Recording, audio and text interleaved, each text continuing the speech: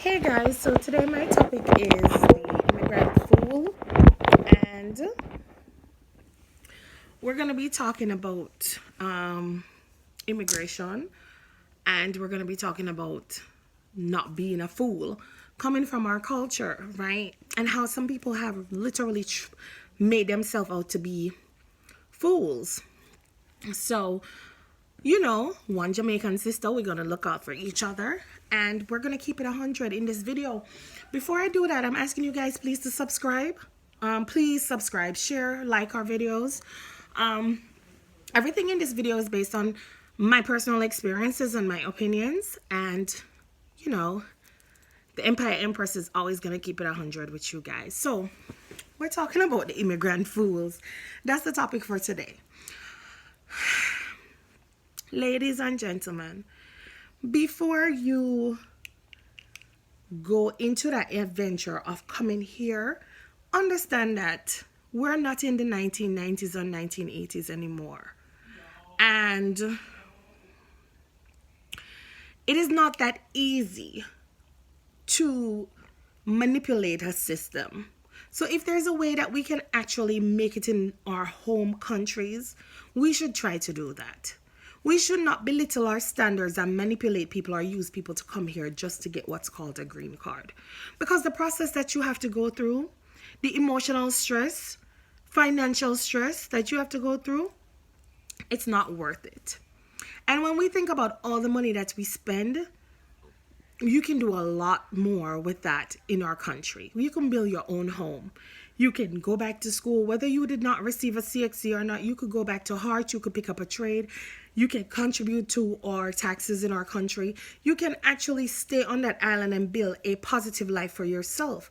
But we actually come here chasing a dream, paying taxes and building an American dream, right? So let's talk about some stuff. You get married and somebody decides to bring you here. There are a couple of things involved in that. When you cross the border, please don't come over here and start treating that person differently or abusing them. Because I'll be honest with you, in order to keep that green card, you have to stay with that person 3 years in order to get a citizenship, 2 years to keep your permanent resident card. So you do not want to manipulate people and then come across the border and change. Okay, all of a sudden your emotion change, your feelings change, you start treating people differently. That's not something you want to do. Because if that person has any proof, any text, any Facebook of you posting anything inappropriate, any conversations with anyone that proves that you did not have that marriage interest at your best, they're going to cancel that green card. All you're going to have is a stamp in your passport that lasts a year. And when that stamp expires, you're out of status. Once you're out of status, your work permit is going to expire, your driver's license is going to expire, you won't be able to work, you won't be able to have a life, you cannot buy a house, you cannot get any credit cards, bank statements, you can do nothing here.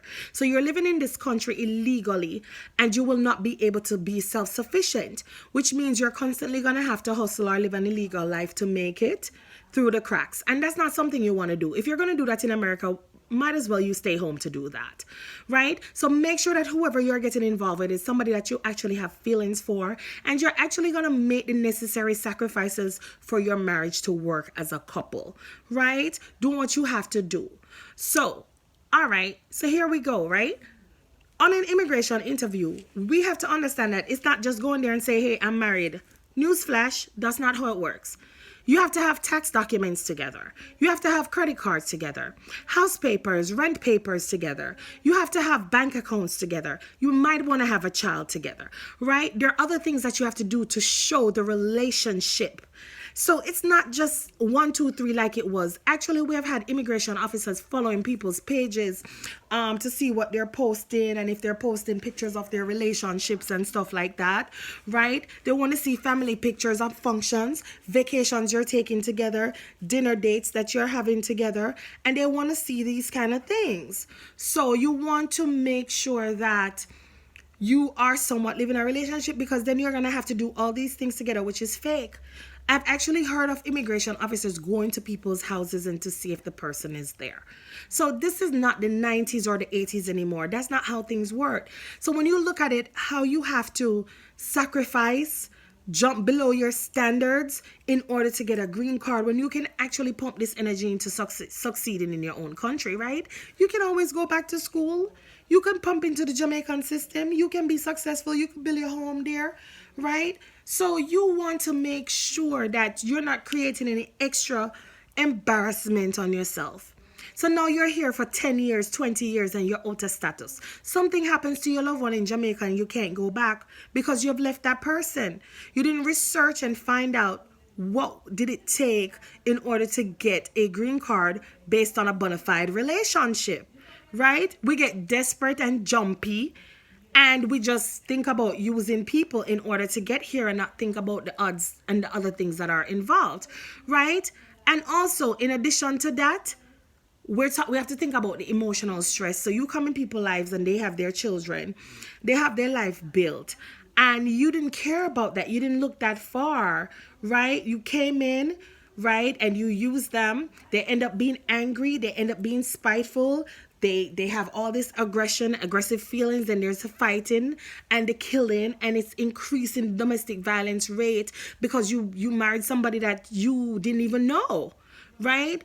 And you weren't clearly or fully understanding the process of what it takes to go through this process. So make sure that we're doing research. Listen, we're from a system where our education systems are very strong, and we are intelligent people regardless of whether we graduated from high school or not. Let's not jump into a pot without doing full investigation. There's a lot of things involved, right?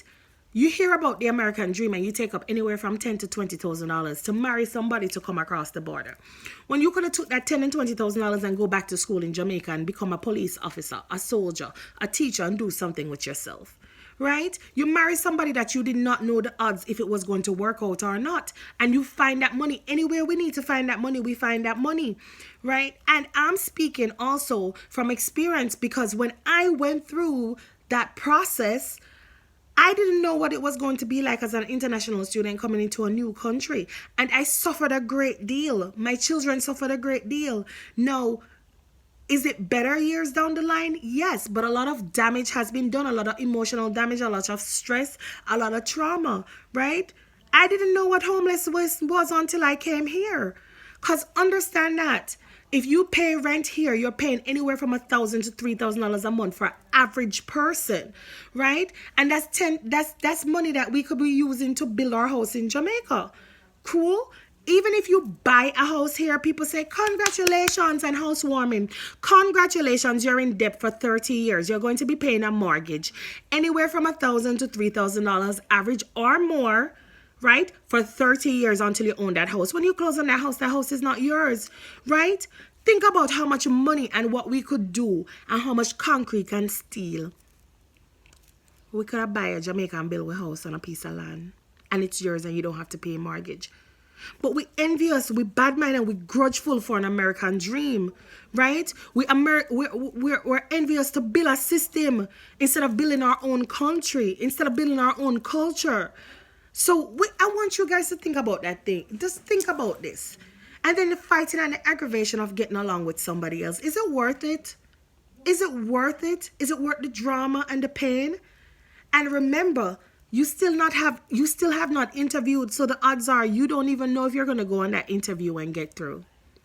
So you spent all that money and all that time, all that embarrassment, and went through all that drama.